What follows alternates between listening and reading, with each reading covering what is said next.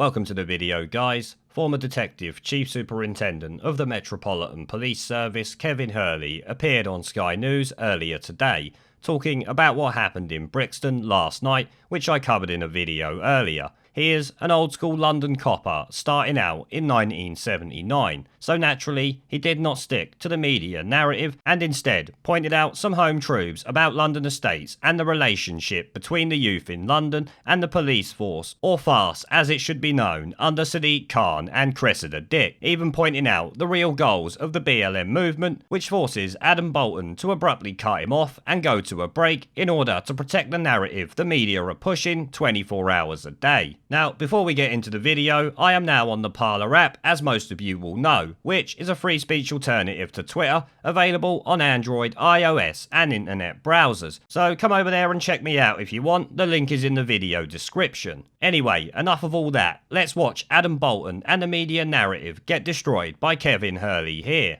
22 police officers were injured last night after violence erupted when they tried to encourage crowds to leave an unlicensed street party in Brixton in South London. Well, joining me now is the former Metropolitan Police Chief Superintendent Kevin Hurley. Mr. Hurley, thank you for being with us. Put this event into proportion for us if you can. I mean, quite often in hot weather you do get incidents, certainly, of street parties going on long into the night, don't you?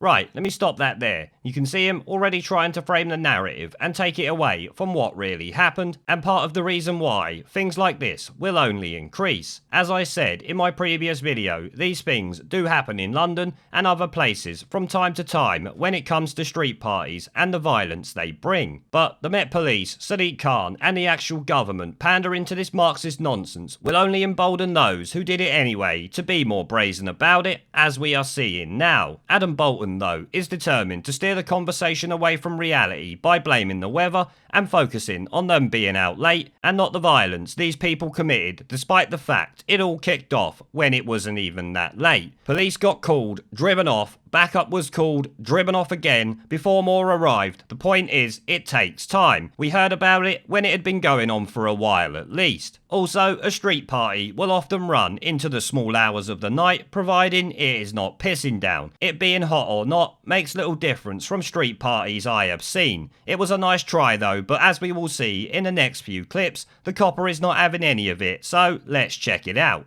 Yeah, I mean, when I wrote about exactly these circumstances in The Spectator this morning, by chance predicting this kind of situation. But the reality of it is you will get street parties, particularly in African and Caribbean areas, where they will turn up in large numbers.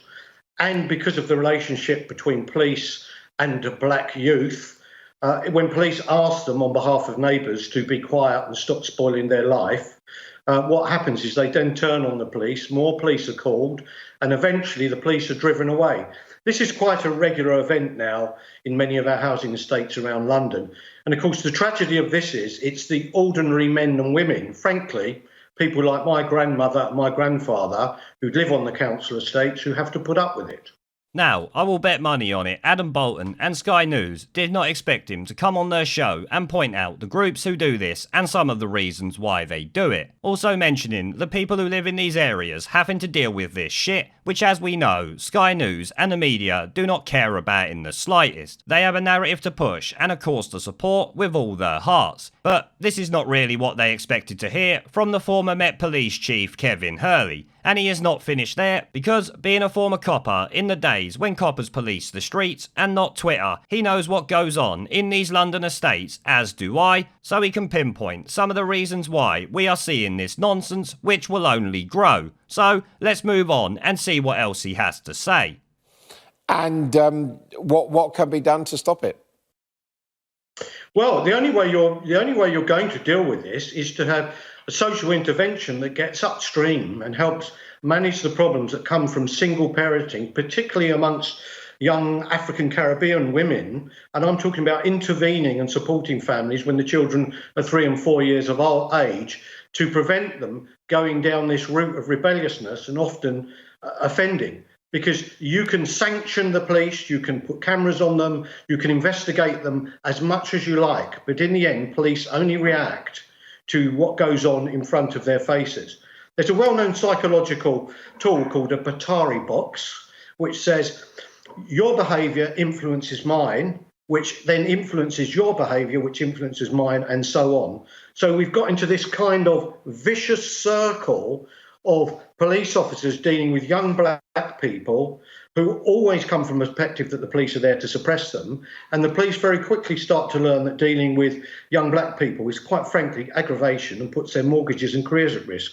That's the reason, actually, why so many black youth are killing each other in London, because a lot of police officers have given up on trying to stop them carrying knives and guns to kill each other. Do you think it is really helpful at this time of heightened concern over Black Lives Matter to see this so clearly in racial terms? Now he talks about the breakdown of the nuclear family and single-parent households that disproportionately produce children who are more likely to be in trouble with the law during their youth. I can say this is true from the things I have seen in my own life. It's by no means a universal rule of single-parent families, but it is a lot when the statistics are looked at, which is what he is pointing out here. I don't know about you guys, but I could actually feel Adam Boulton's brain working overtime trying to figure out how to swing what he is saying to make out he did not say that and meant something completely different. It's actually pathetic. Kevin Hurley is right when he talks about the Batari box and how confrontational behaviour will breed more confrontational behaviour that in return puts the police officers' careers at risk. No thanks to weak leadership right the way up to number 10, I am sorry to say.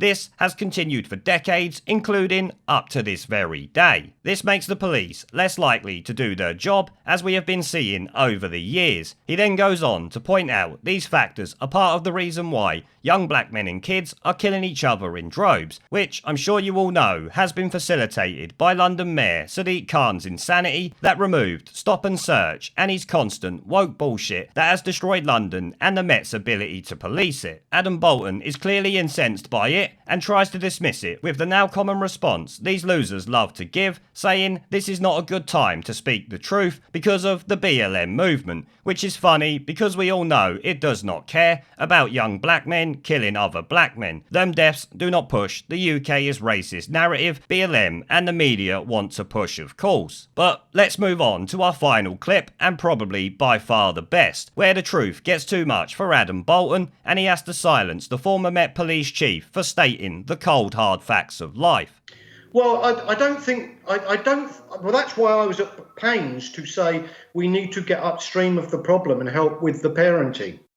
Because this is actually not a BAME issue. This is an issue relating to people of West African heritage in terms of the relationships between police and the public. There is a real lot of misinformation going on about police officers killing black people in custody. Last year, 16 people died for various reasons in police custody, generally drug overdoses. Of those 16, only one was black. Last year, police shot 3 people dead.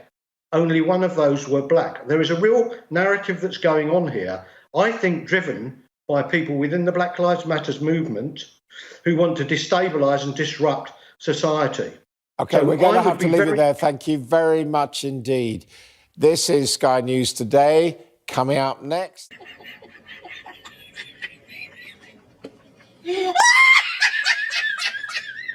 I love how Kevin Hurley instantly shits on any hope the Sky News had of lumping all ethnic minorities into one group by saying it's not a BAME issue, it's to do with young black guys at a street party that the police tried to break up and they decided to attack them, before pointing out the abundant misinformation that is going on, of course, spurred on by the mainstream media that claims the UK police are killing black people in their droves while holding them in custody, which I am sure you already know was not true, as the cked Daily YouTube channel pointed out in a video a few weeks ago now. But you heard it yourself there again. Last year, 16 people died in custody, mainly from being off their tits on drugs. Of them 16, only one was black, and if I remember the figures, it was like 9 in 10 years or something like that. Kevin pulls no punches though, stating he thinks people within the BLM movement want to dismantle our society, which is not even up for debate. It's literally on their fundraisers and they make no effort to hide it. The only people who make effort to hide this is the snivelling shitweasels like Sly News, the BBC and most media outlets in in this country. I mean, you see it for yourself at the end there. I would bet them cold hard facts of life from Kevin Hurley had Sky News editors screaming in Adam Boulton's ear to cut him off and move to a break, because they can't have him pointing out the truth on live TV to the mindless sheeple they want to brainwash with their propaganda. This interview here exposes Adam Boulton for the disingenuous fuckpig we always knew he was. I really hope the average Joe watching this live on Sky News earlier noticed him cut off a former police chief because he did not like what he was saying. The truth hurts these left-wing losers, as we all know, and I would bet Kevin Hurley won't be invited onto Sky News or the BBC in a hurry if he ever is again. Adam Boulton had nothing for him throughout the interview, and even tried to say it's not the right time to point out the truth because of the bullshit they are promoting 24/7. Well done to Kevin Hurley though for having the big brass balls to come on here and say it like it is. Now, as always, I want to say a massive thank you to everyone who supports the channel, and my other social media links are down in the video description if you want to come and support me on Twitter, BitChute, and a variety of other platforms, including my second YouTube channel. As I said, all links are down in the video description.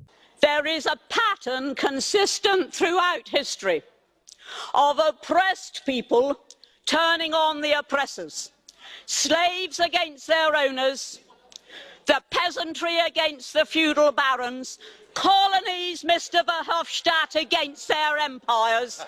And that is why Britain is leaving.